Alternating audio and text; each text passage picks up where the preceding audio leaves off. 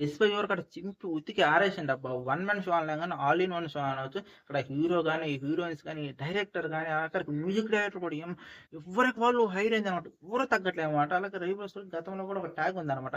ఈయన 'ప్రసాద్ నీల్‌తో' సినిమా చేస్తేనే బీజీఎం వేరే లెవెల్ ఉంటది. మిగతా అన్ని సినిమాలు చేస్తే పేలవంగా ఉంటదని చెప్పి, ఈ సినిమా ఒక ఎగ్జాంపుల్ అనమాట. డిఫరెంట్‌గా అసలు బ్యాక్‌గ్రౌండ్ స్కోర్ ఉంటదబ్బా! కొన్ని ఫ్లాష్ బ్యాక్ సీన్స్ ఉంటాయి. అసలు మైండ్ మింగేస్తుంటది. డెఫినెట్‌గా అసలు నాకైతే సినిమా ఎక్కడికెళ్ళిపోయింది. సినిమా చూస్తున్నంత సేపు వాళ్ళ రిచ్‌నెస్ గాని, వాళ్ళ లుక్స్ గాని, సినిమా ఉన్న క్వాలిటీ అర్థమైతుంది. సినిమాని ఎవడైతే డెప్త్‌గా ఆలోచిస్తాడో, సినిమాని చూసి ఓన్ చేసుకుంటాడో డెఫినిట్‌గా స్క్రీన్‌కి అతుక్కుపోతారబ్బా! నిజంగా. నాకైతే బాగా ఎస్పెషల్‌గా డైరెక్టర్ గారు కూడా అసల లేదు ఇంత గొప్పగా తీయటం సినిమాని అంటే గొప్పగా అంటే మీరు వేరే విధంగా అనుకోకండి.